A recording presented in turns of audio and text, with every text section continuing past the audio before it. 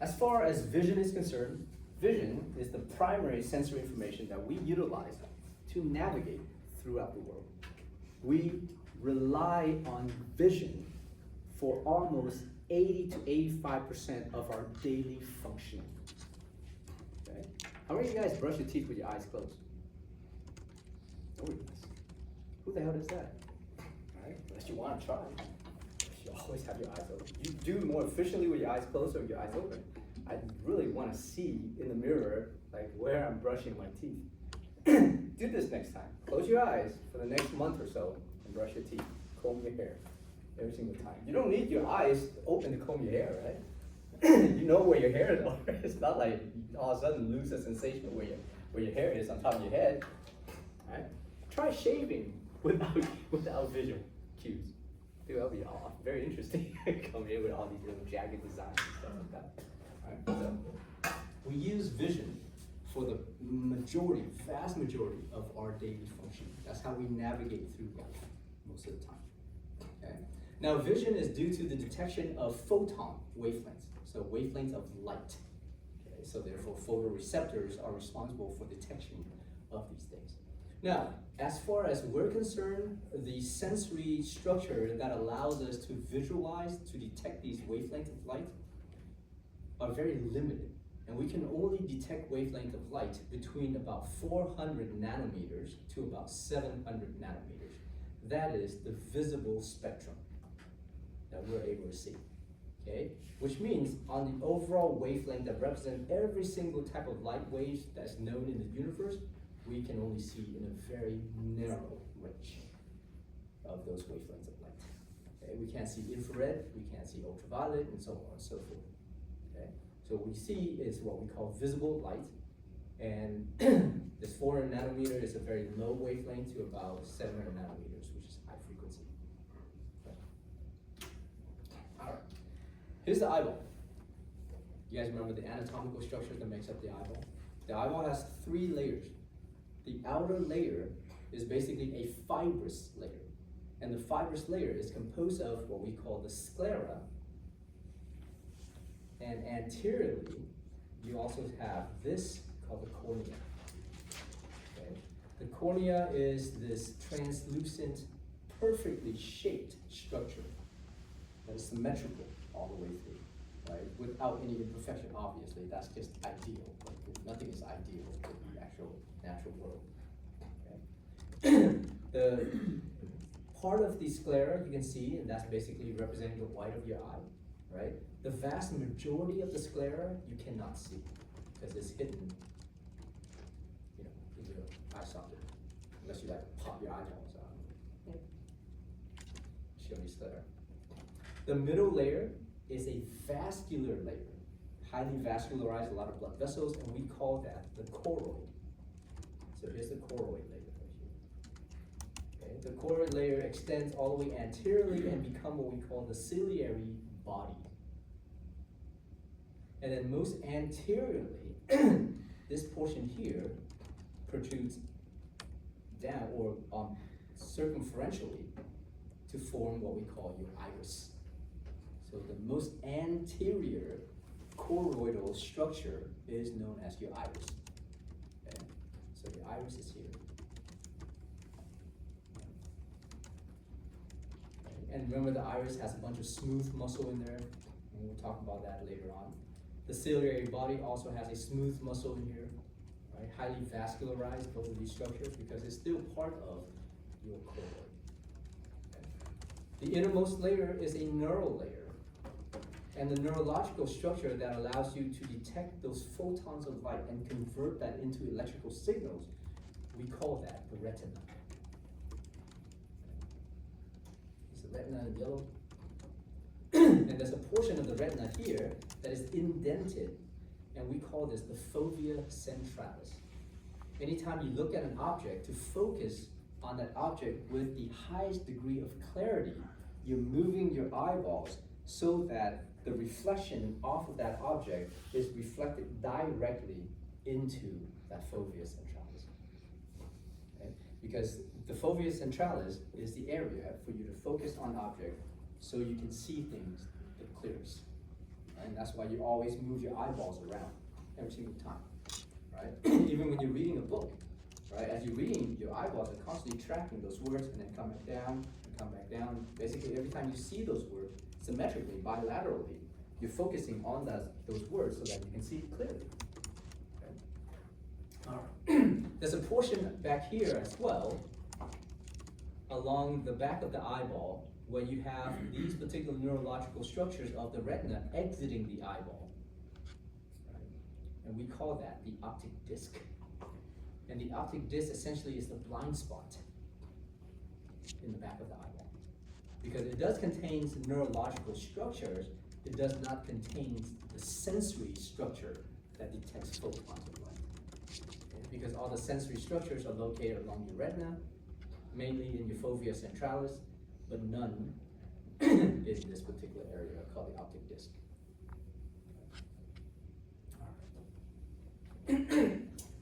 All right, so light, as it passes from the external environment through your eyeball, the light gets refracted. Refracted just basically means it bends. Light bends anytime it travels from one medium to another medium of varying or different densities. Does that make sense? So therefore, as light travels through the air, there's less density in the air. And as it passes the cornea, it gets refracted at the greatest degree. That the angle of light gets bent the greatest once it travels in there. Because as it travels past this particular cornea, we call this the air-cornea interface, right? This represents the greatest refraction of that light wave that's entering your eyeball. Change the curvature, change the pathway of it. So as the wavelength of light travels through the air, passes the cornea, it gets bent. This chamber here is the anterior chamber of your eyeball, and is also referred to as the aqueous chamber. Now, as that wavelength of light travels through the aqueous chamber, nothing's happening until it reaches what we call the lens. Now, this particular structure here, called the lens, and the lens also allows for some degree of refraction of light. It bends that light. And the light continues to travel back into this bigger chamber. This is the posterior chamber. We call this the vitreous chamber. Okay? And the fluid in here is a gelatinous fluid. It's jelly-like, very thick and viscous. And that gelatinous texture of that fluid is what helps maintain the shape of the eyeball as well. And also, it pushes the retina against the choroid layer, preventing the retina and the choroid from separating. That makes sense? Okay. And the image finally imprints back here into the fovea centralis so that you can see it best. All right. Just a little description of the aqueous humor. So here, all of this is part of the aqueous humor. The aqueous humor is a filtered fluid from the blood. And is filtered by this structure called the ciliary bodies. Okay, so this structure back here, which is part of that choroid layer, right, filters the blood to create that aqueous humor. And within the aqueous humor, there's a lot of nutrients and oxygen, so it can nourish the lens, which is back here, and nourish part of your iris, and also nourishes the cornea. And then all that fluid gets drained away by this particular venous drainage called the canal of Schlemm. So if you block this canal, you're going to have a lot of fluid building in here. Okay? This is going to raise what we call the intraocular pressure. This causes what we call close angle glaucoma and can lead to blindness. Okay? So that's the aqueous humor. If you guys ever go to your optometrist or ophthalmologist, and you get tested for it, you know, they always like shoot that air wave at you, like the worst thing when you're sitting there and like keep trying to keep your eyes open, anticipating that little puff of air. What they're testing for is the pressure inside this area. Right? So they're testing for your intraocular pressure. Right? Because as the air bounces back, it is registered onto a sensor and therefore it gives you some kind of measurement.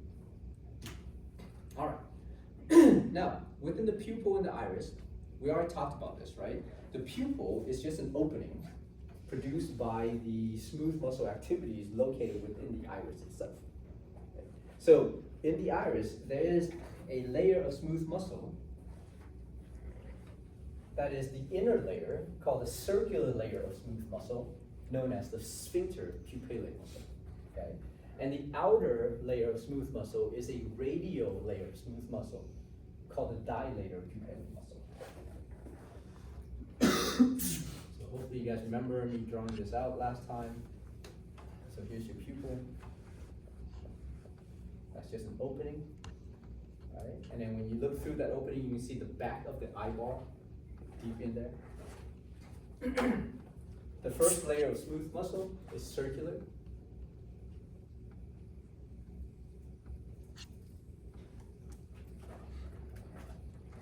The second layer of smooth muscle is radial.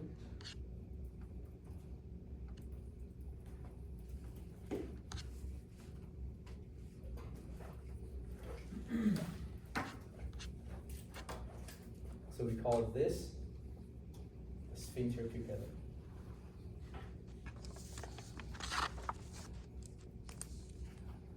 And we call this the dilator pupillae.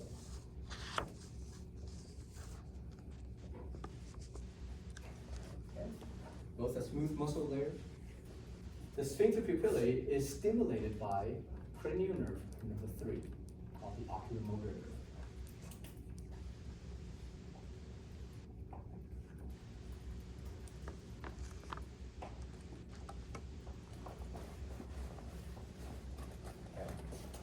The dilator pupillae is innervated by your sympathetic nerve.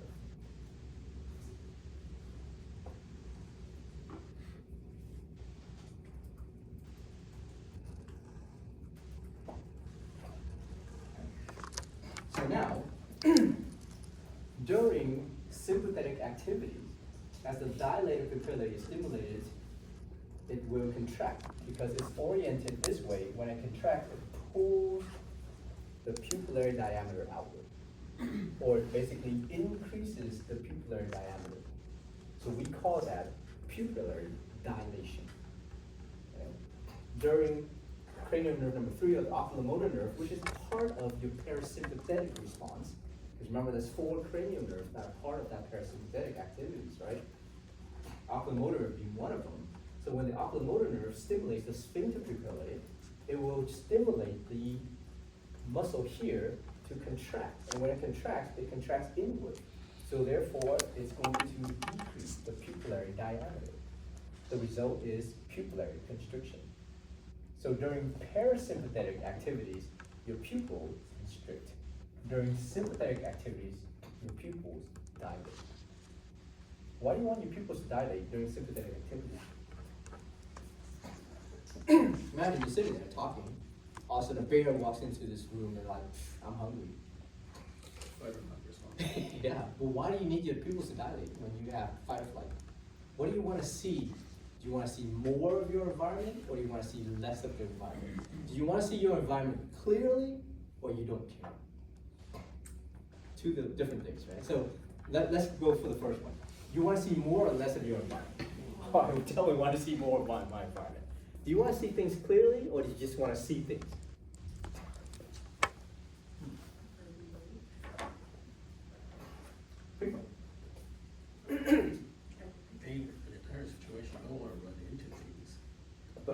Yeah, so you just want to see more things. You don't need to focus on what that tree looks like. You know what that tree is. You just don't run into it. Right? Or you don't want to trip over a silly branch. Because you see that branch. You don't need to like focus on, oh yeah, we got the moss growing there, you know, the little thing.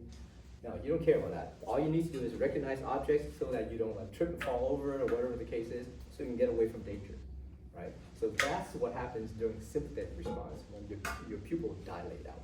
You see more of your environment, but nothing is clear. You don't care about seeing things clearly. You just need to see more of the surrounding environment. That's it. Okay? Now, during parasympathetic, during rest and digest, the pupil becomes constricted. When the pupils become constricted, let's say if you guys are just reading a passage, right? If you're reading a word, let's say focus on this word, dilator or dilation. Focus on that word, okay? What do you see in your surrounding? All of the surrounding environment becomes blurred. because this is the only object that is reflected into your eyeballs and directly into that fovea centralis, that area in the back of your eyeball that allows you to see things clearly. So that's the reason why we constrict our pupils, to prevent excessive information from getting into our eyeballs. So that if we're focusing on an object, we only want to focus on that particular object. Make sense? All right, so that's why when you read, do this, go to the optometrist next time, ask them for a little eye drop, right? They'll put that eye drop and they'll dilate your eyeballs or dilate your pupil and then go home and try and read. It'll be a lot of fun. Just, make sure you have a bucket just in case you throw up. Do an experiment and see what happens when you dilate your eyes versus constrict your eyes, how well you can, adapt to that kind of stuff.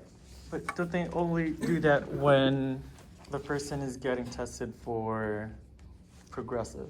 Well, they do that for kids too. Because kids can't keep the eyes open. So yeah, they do that sometimes. Just to check for a bunch of different things, astigmatism, whatever it is. Now they do it now, it's easier, I think. But yeah, you're right.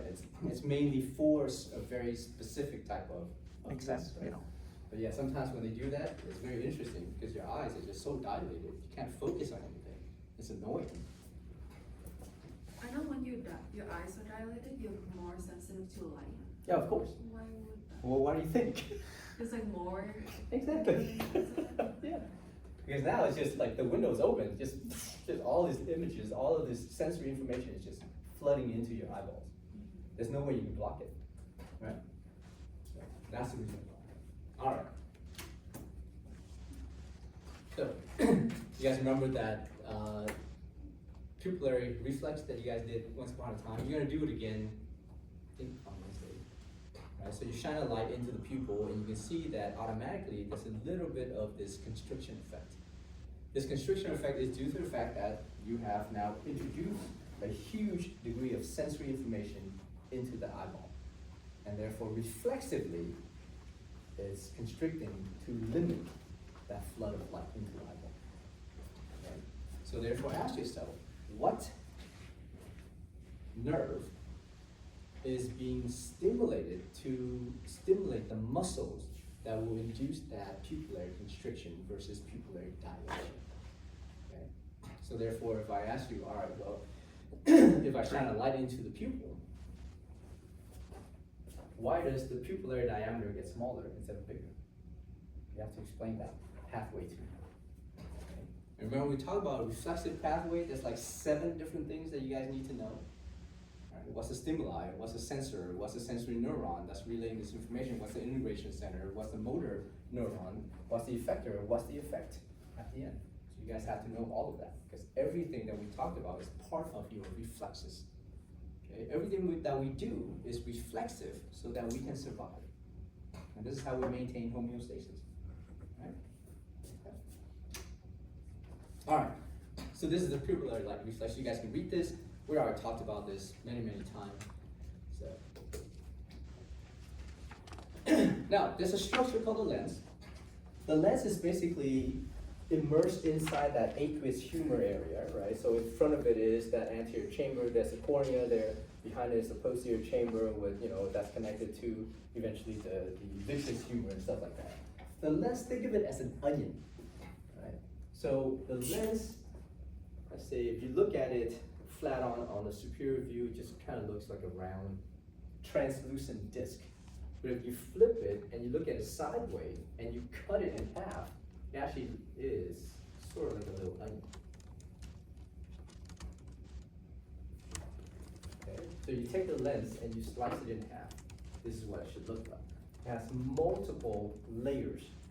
And as it grows from the inner layer out. And it is avascular, so which means it does not have a dedicated blood supply. There's no blood vessel penetrating into this thing. So therefore, it's sitting inside this aqueous humor, and the oxygen and nutrients are diffusing constantly into this lens to nourish this thing. As you get older and older, the lens becomes a little bit more static. So it becomes stiffer and stiffer. When you're younger, this lens is very pliable. It means it can change shape very easily. Okay? So attached to this lens are a bunch of fibers.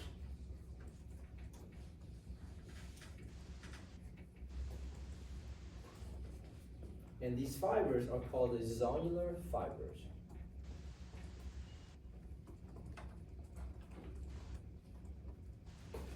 Okay? On the other side of these fibers, they are embedded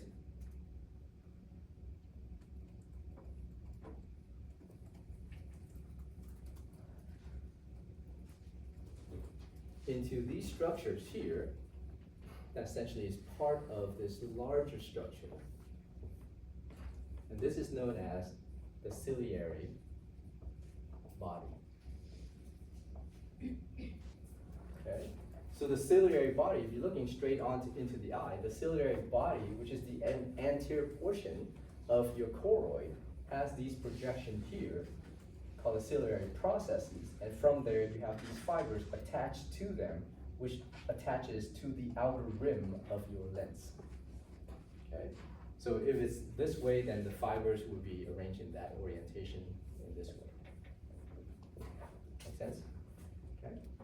All right. Now, also surrounding this overall ciliary body is another muscle.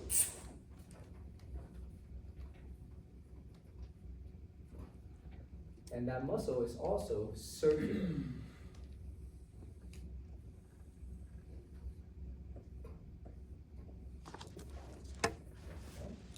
So the muscle is circular, kind of forms a ring around the ciliary or within the ciliary body.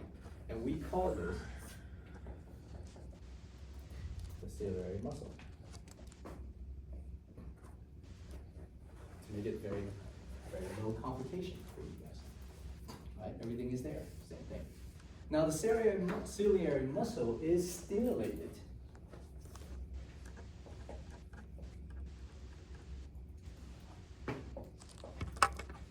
by your oculomotor nerve, cranial nerve number 3.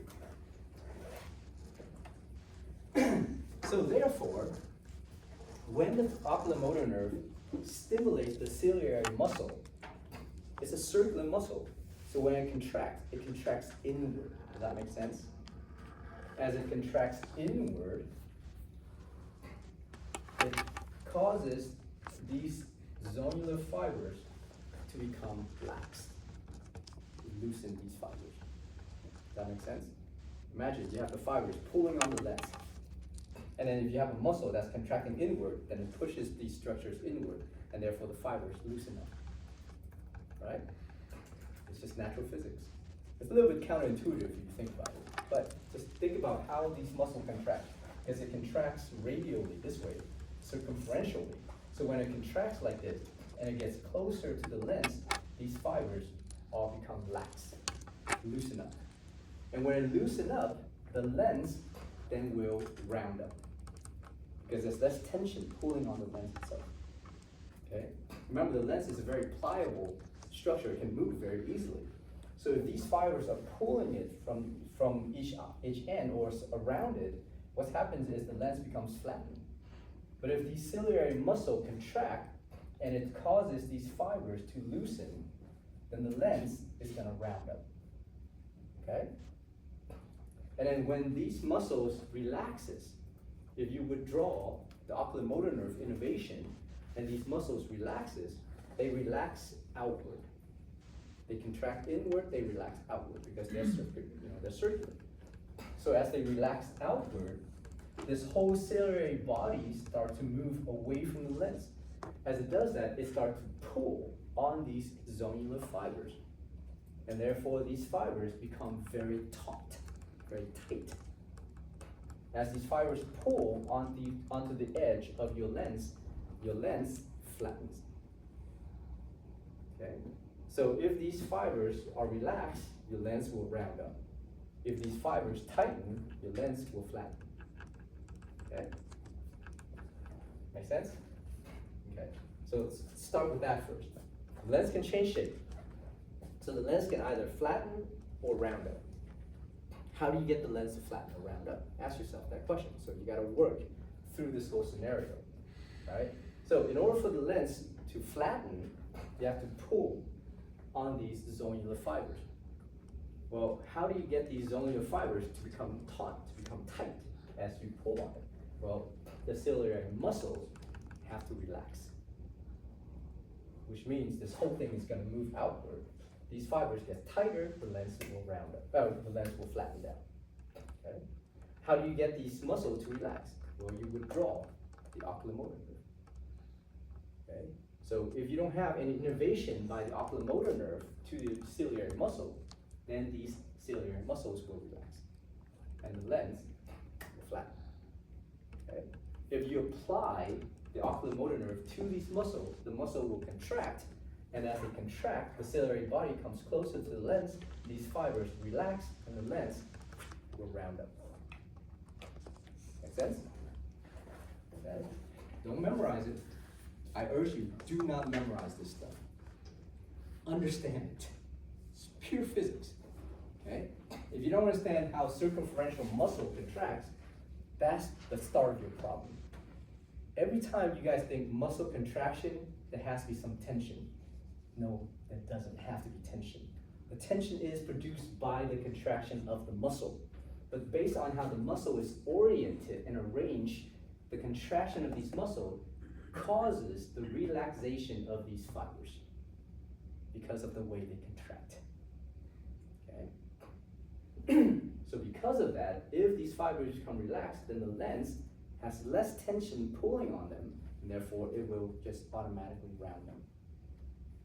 Make sense? Now when these muscle relaxes, then there's more tension pulling onto these particular fibers because this whole thing moves outward, and therefore there's more tension on the rim of that lens, and the lens will flatten down.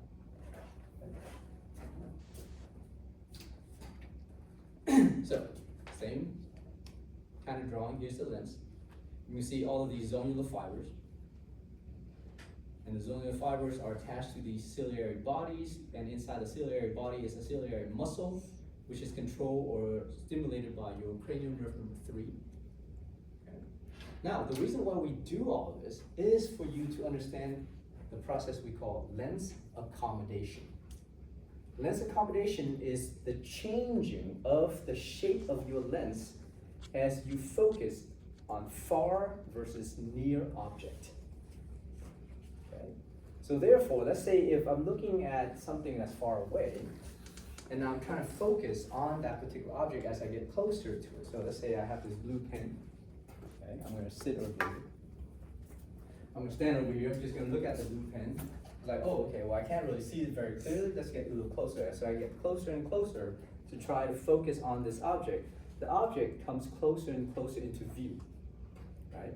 Physiologically, what's happening in my eyeball is that my lens are now rounding up. Why is it rounding up?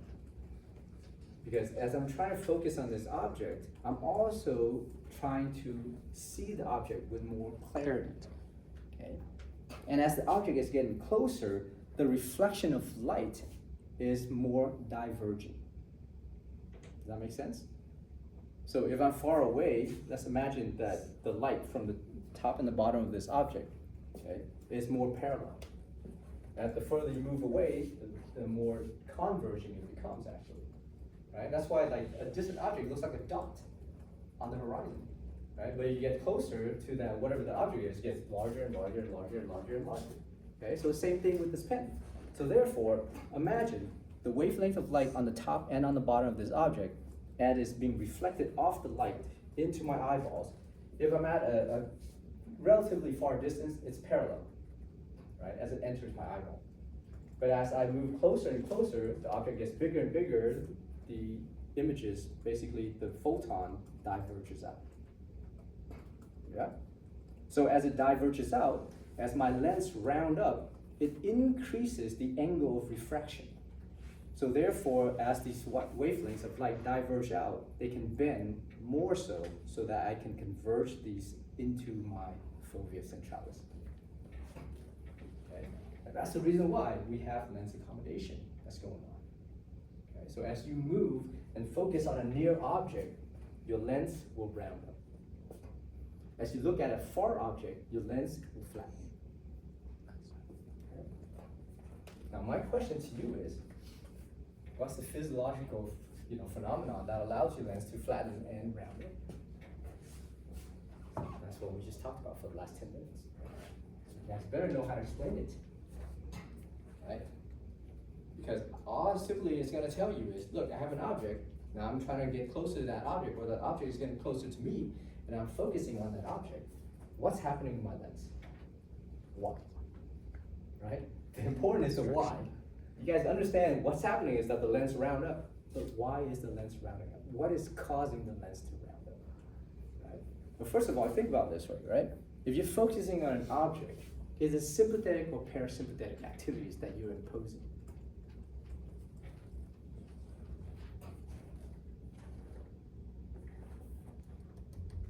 Sympathetic.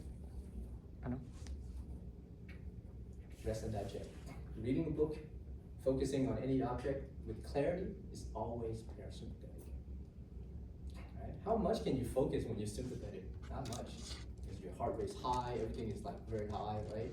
Blood flow is super high, and you're like, oh man, I can't focus. I know it's an object, that I can see it. Maybe it's brighter, but I can't see it clearly. Alright, so if, imagine, here's the object, right? I'm bringing it closer and closer to my eyes. I can tell you my lens is rounding up. I can't show you my lens is rounding up. I can tell you my lens is rounding up. So ask yourself, why is the lens rounding up, and what is allowing for the lens to round up? Okay, yes? Is that why, like, if you like bring something like super close to your face and it kind of hurts your eyes? Is it like you're kind of feeling your lens and the ciliary muscles like? Well, because you're sort of, in a way, right? You're contracting it to its max.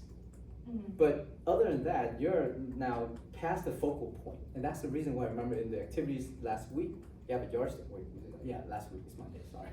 You have a yardstick, and you're moving this object, right? And then to the point where you can focus it the best, if you continue past that point, it becomes blurry again. Well, because the images that's reflected back to your eyeballs is now diverging so much that it no longer focuses on the fovea centralis. So everybody has basically a distance of maximum sort of like optical acuity, right? Visual acuity. And that's why we do that yardstick type of phenomenon. Okay? So a couple things then. Let me ask you this. If you move the object close to your eyeballs, okay? First of all, you know that the lens is gonna round. I'm gonna give you that. The lens rounds up. What caused the lens to round up? Relaxing of ciliary muscle. Contracting a ciliary muscle. Oh, wait.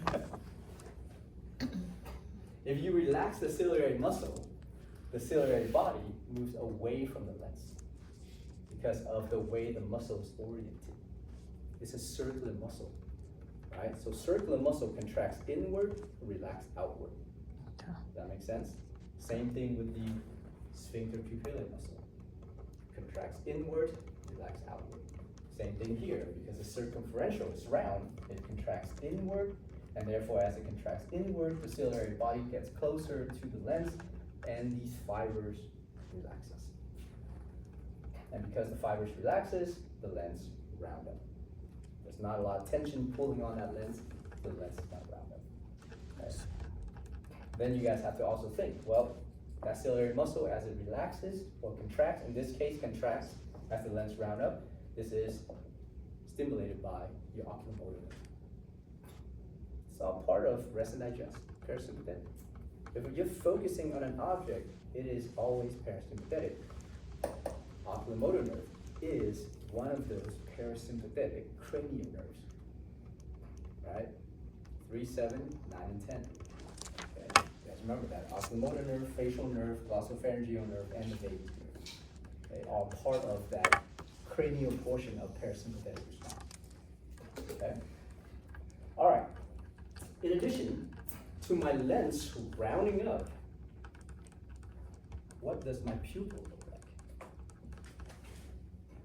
Is it dilated or is it constricted?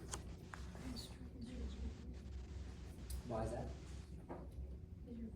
Because I'm focusing. But you guys can make a connection too.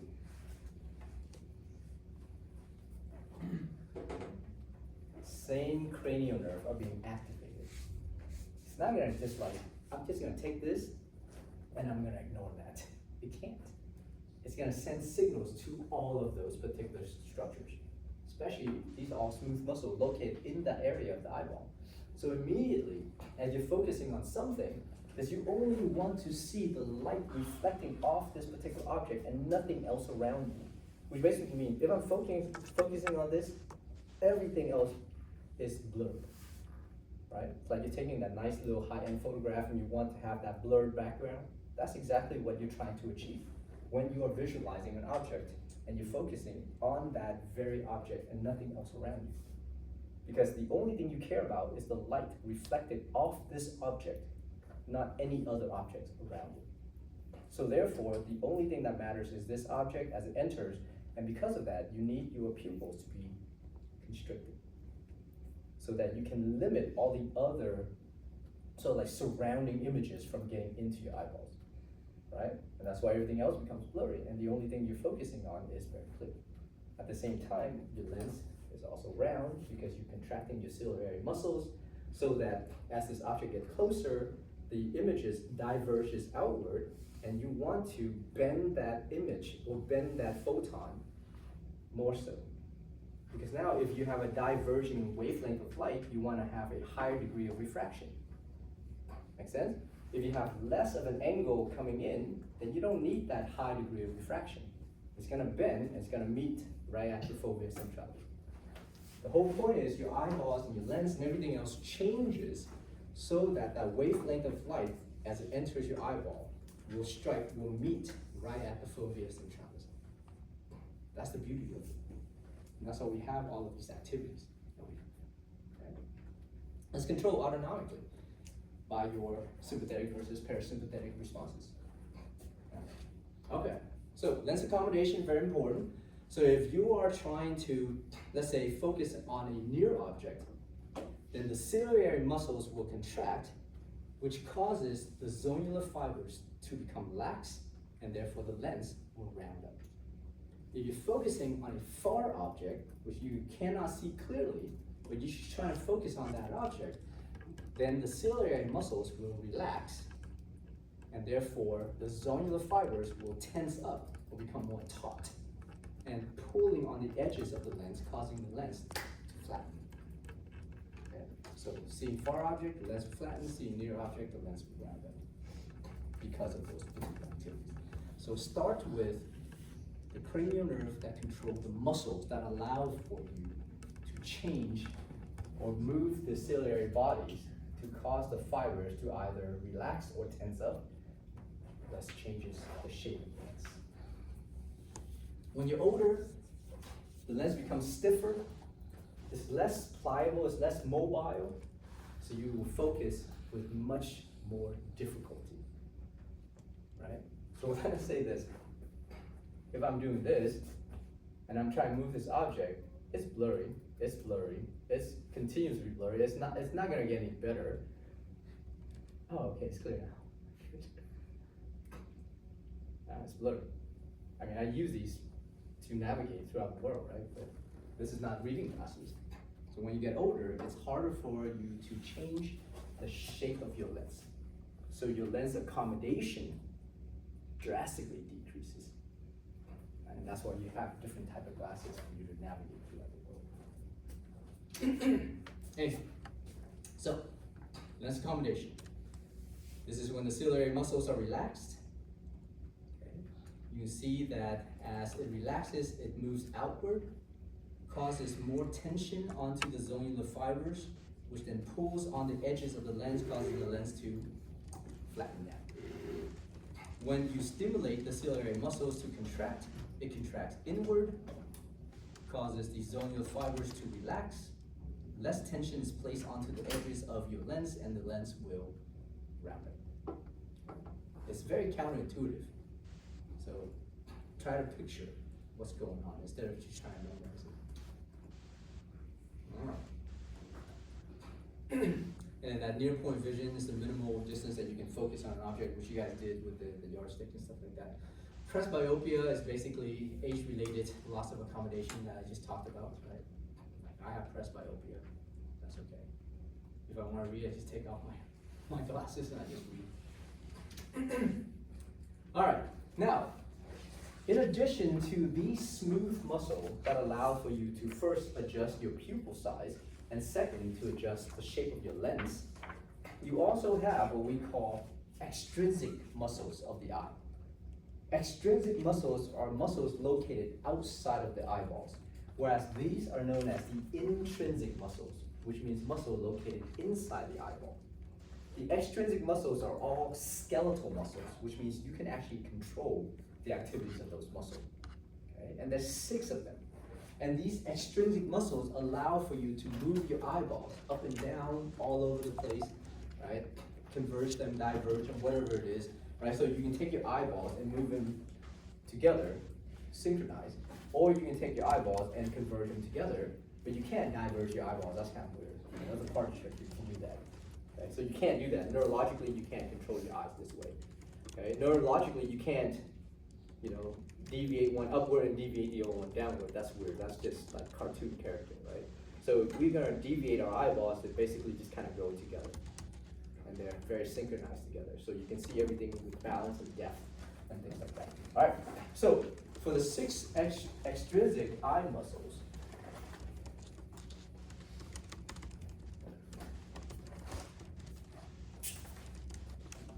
I'm gonna list it here for you guys. Isn't here.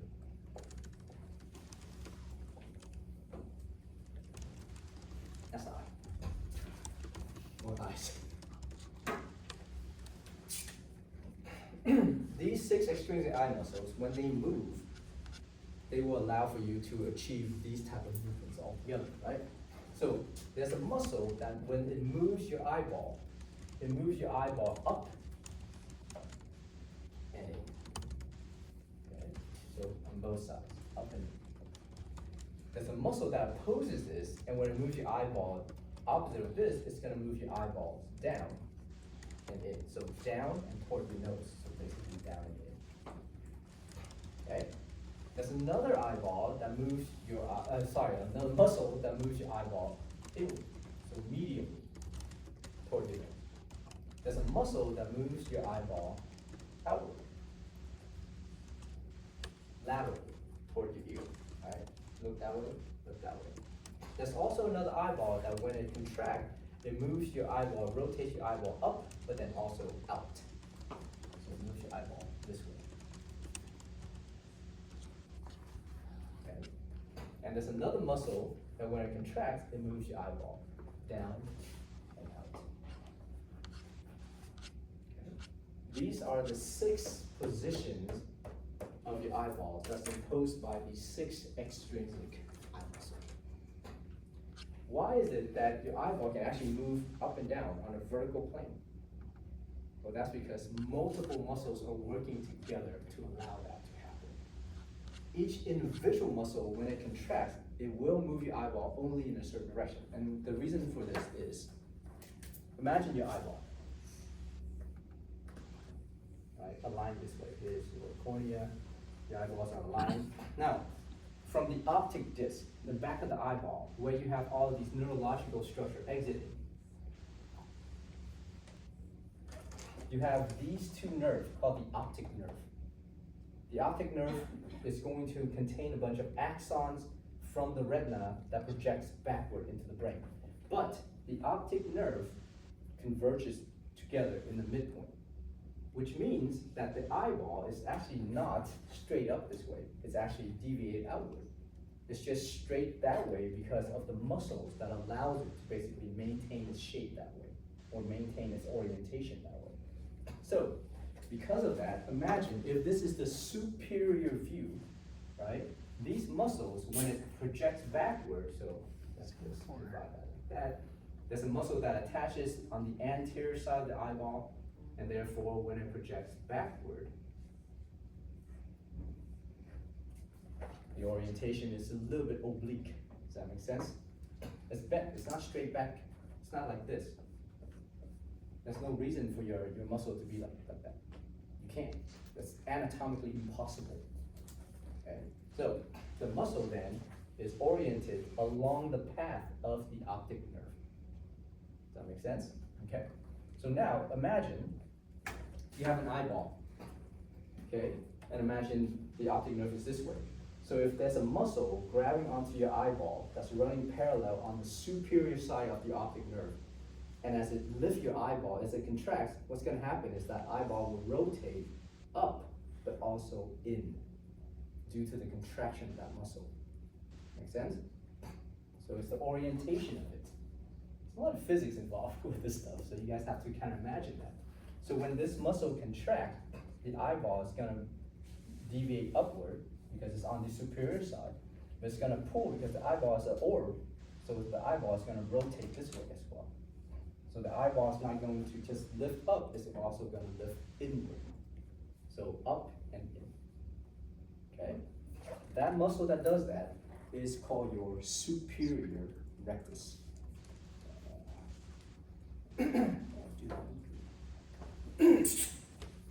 So this one is your superior rectus.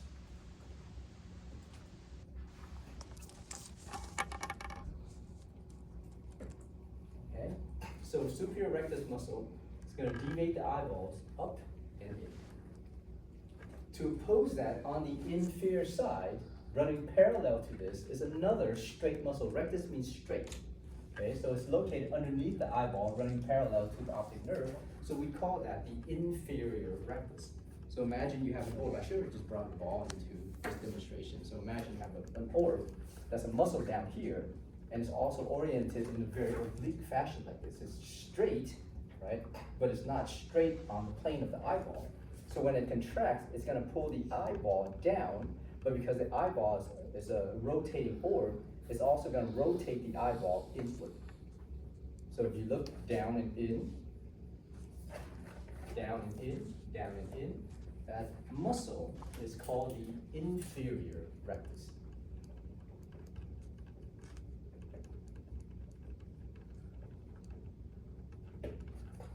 Okay, so the inferior rectus allows for the eyeballs to deviate down and in. Okay.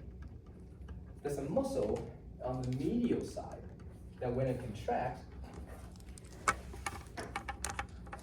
so let's say if it's attached from here, and let's say from here as well. Right? So if it contracts, it just causes the eyeball to deviate inward. Make sense? So eyeball inward, eyeball inward. Okay? So we call that the medial rectus.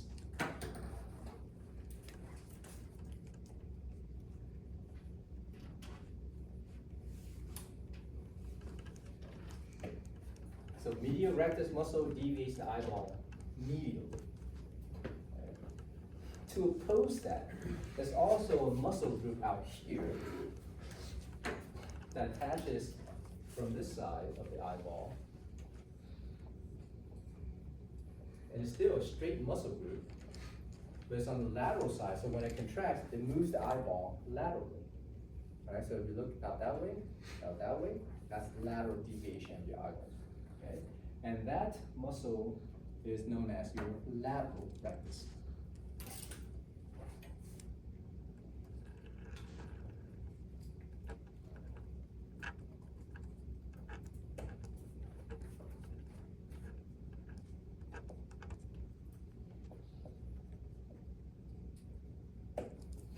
Okay?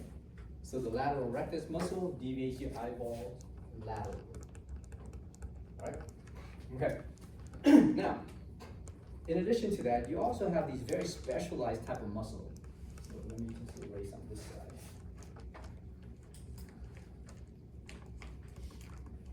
Just redraw this eyeball. Now, for this other muscle, it actually attaches to the posterior side of the eyeball instead of the anterior side. So all of these rectus muscle that we talked about there are all attached to the anterior half of the eyeball. Okay? For this muscle, it runs medially. It runs in this plane, straight up and down, like that. But it bends here and it attaches to the eyeball from the back. Okay, so it makes a bend. So it runs medially and it makes a bend and it grabs onto the eyeball in the back. So imagine if you have a ball and you have a muscle and the muscle bends and grabs onto the eyeball in the back.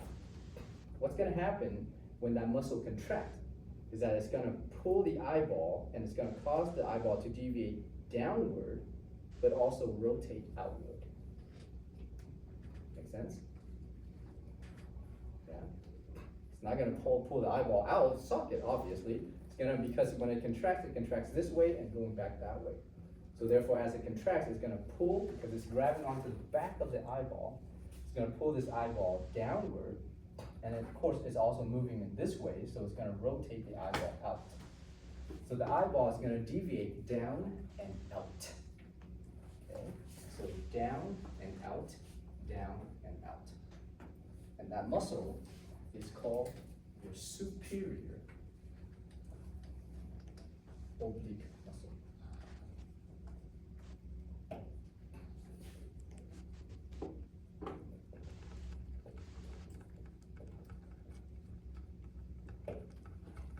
Okay? Because it's superiorly located on top of the eyeball. It's oblique because it has a bend. It has this kind of oblique orientation. It's not a straight orientation, just like these muscles. Make sense? All right. Now, there's also another muscle that's on the underside of this, which counters this, and it also starts from the medial side. But from the medial side, it's going to basically kind of attach here and blend in with the inferior side of this eyeball on that side as well. So that muscle, when it contracts, so imagine here's your orb in the medial side as it contracts. As it contracts, it's gonna pull the eyeball, and because it's on the back side, and it pulls the eyeball, it's gonna rotate the eyeballs up and also out. Okay? The way I drew it is like a little bit incorrect. It has a little bit of a bend because it's also an oblique muscle. So therefore, let's say it has a bend this way, and it grabs onto the back, and as it pulls the eyeball, it's gonna rotate the eyeball up. Right? First of all, one of the things that it does is rotate up, but because it's an orb and it's pulling on this, in this orientation, it's gonna cause the eyeball to also rotate outward. Okay? So it's gonna cause the eyeball to rotate up and out, up and out. And we call that the inferior oblique muscle.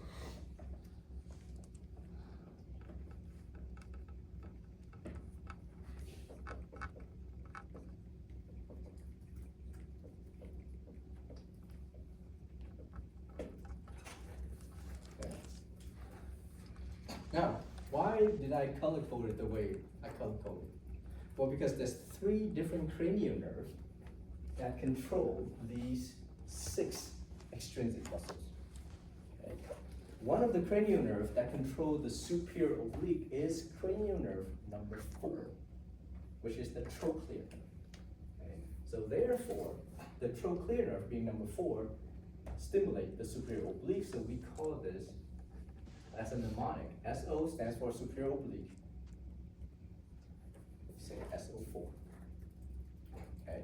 Which basically means the superior oblique is controlled by your trochlear nerve, which is cranial nerve number 4.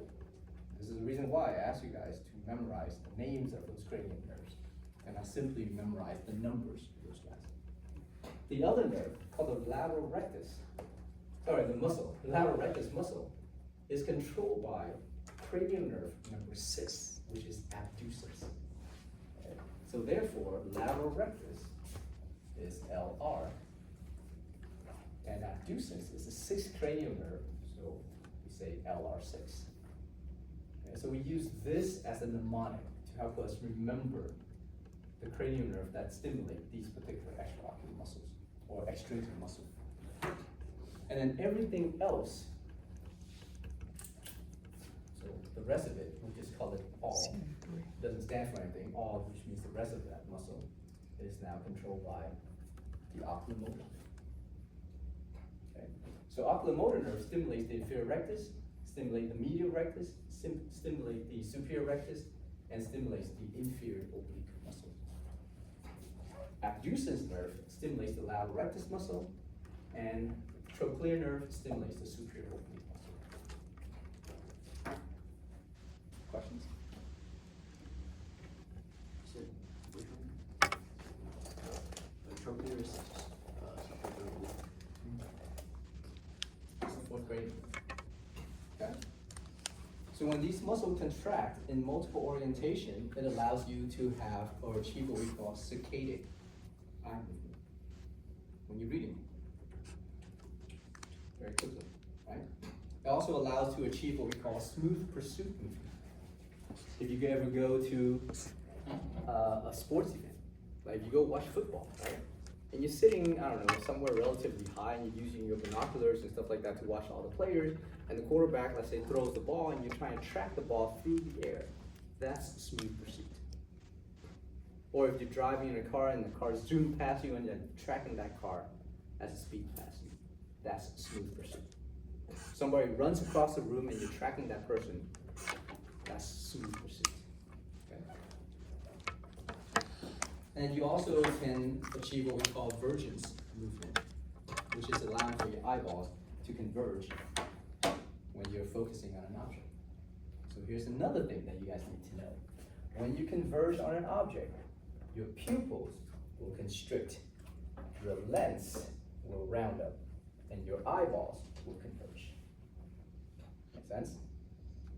Unless you do this and try and focus on an object. But if you don't, and you focus on an object, just look at my eyes. Eventually, it's gonna be medially deviated.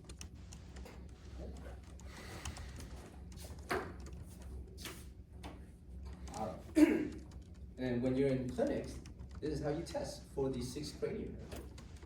Okay? So these are what we call the 6 cardinal signs or positioning to test for the 6 extrinsic, not cranial nerve, but 6 extrinsic muscles of the eyeball. Okay? So you ask the patient to follow this object with their eyes without moving the head. And you start in the center, and you move it in each orientation and resetting back to center. So you move it up, reset it, out, reset it, down, reset it, this way, reset, medially, reset, and up, and reset. Okay. And you pause a little bit. You don't like this, and the patient's like, what the hell is this? I can't track that stuff. Unless you're trying to really get through it and not worry about it. All right, so to test for what we call visual acuity, or how well your eyes are in terms of detecting vision, we use the Snellen eye chart. You guys remember that, right? The Snellen eye chart.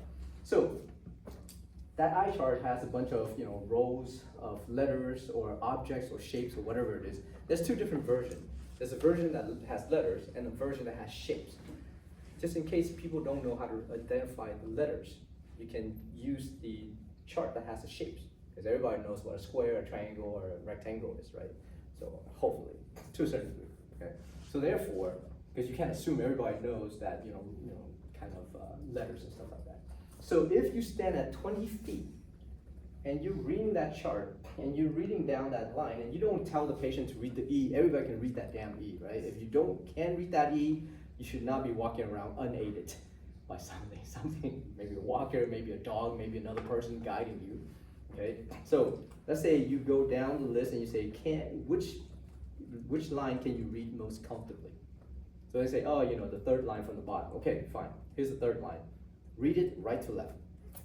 And that's it. You don't do anything. You don't sit there and you prompt them, and you don't kind of like judge them. It's like, oh, that's an A, stuff like that, right? It's not it is a pass-fail test, but it's not like that. So you just sit there and you watch them read it. If they can get all those letters correctly, then you challenge them with the row below that. So you read the next row down, left to right, and then read it. If they get more than 3 wrong, then the visual acuity is the row above that. Does that make sense? If they get only 2 wrong, then that's the visual acuity. Okay?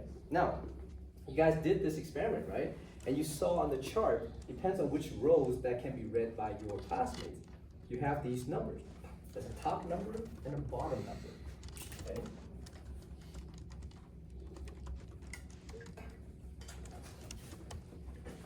The top number represents what you can see at this distance. The bottom number represents what the general population can see at that distance. So if you can see the same object as the rest of the population that is deemed to have normal vision, which means you stand at 20 feet and everybody else stands at 20 feet and can see the same thing with the same clarity, then you have what we call 20/20 vision, which basically means you have what we call emmetropia, which is normal vision, as deemed to be normal by, whatever the optometric society of the world has deemed it to be. Make sense? Which means you stand at the same distance as everybody else that is considered to have normal vision, and you can see the same object with the same clarity. Okay? All right. Now let's say if you're challenging that patient and they can read this line perfectly, and you ask them to read the next line, and they can read that perfectly.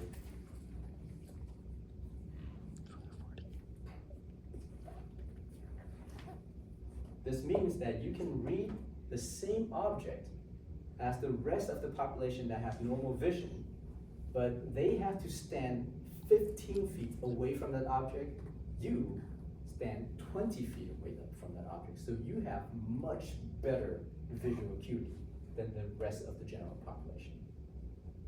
They have to stand 5 feet closer to see the same object with the same clarity as you that stand 5 feet further from them.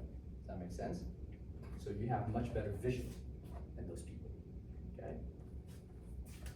Well, you can't read this line, you move up a line, and now you have that, okay? That means that you have to stand at 20 feet to read the same letters with the same clarity as the rest of the population as they stand 30 feet away. So your vision is much worse than the general population. This is what the Snellen eye chart represents, okay? So when you look at these particular numbers on that eye chart, please understand what it stands for. Understand what 2020 means, understand what 2015 means, understand what 2030 means. Any patient that you have that has visual acuity that is less than 2030, which means 2045, whatever it is, you need to refer them to an optometrist. Otherwise, they become a danger to society. In terms of driving, that is. Okay?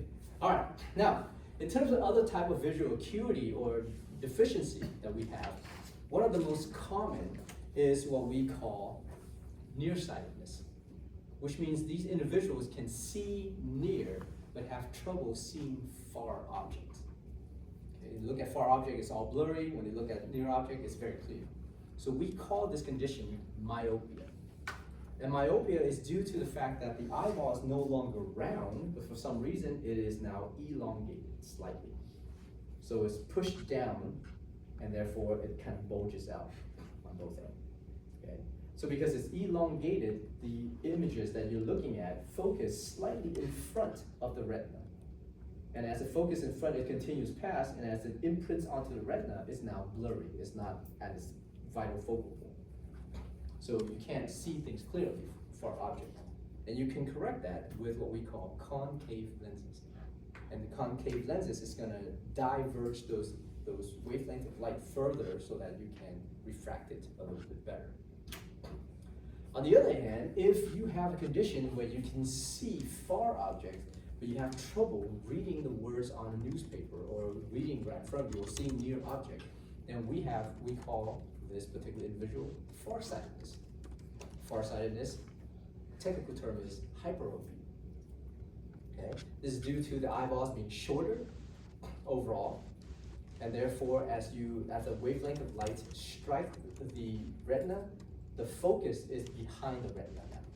So therefore these images are being relayed as blurry images because they don't meet right in the center. Okay?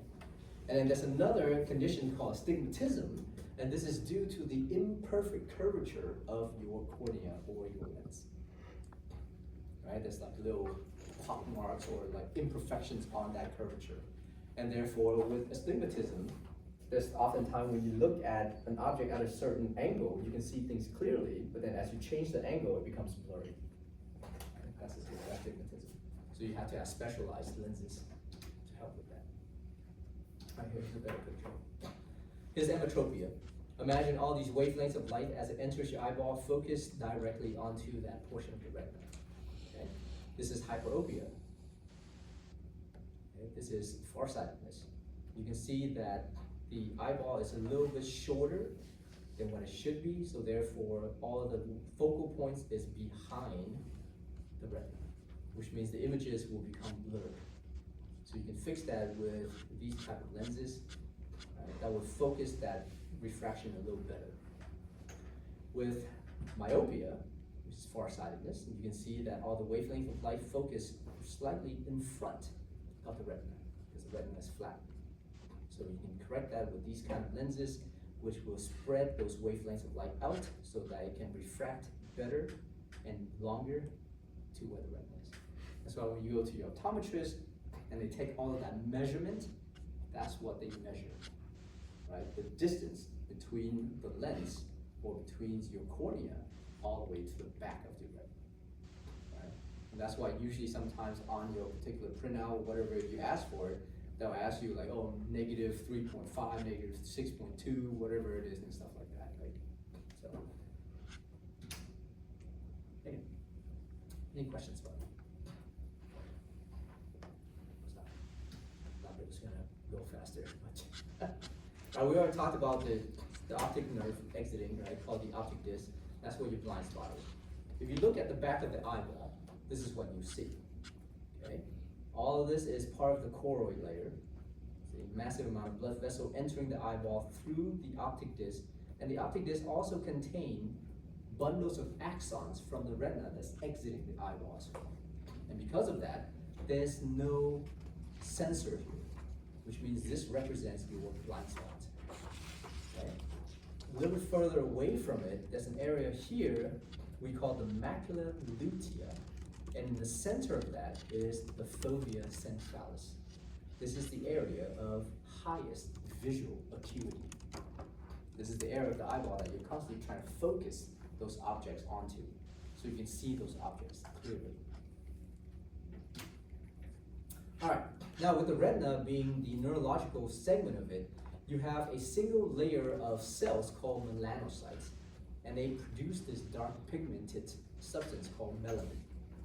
And then below that, there's a neural layer, which contains 3 layers of neurological tissue.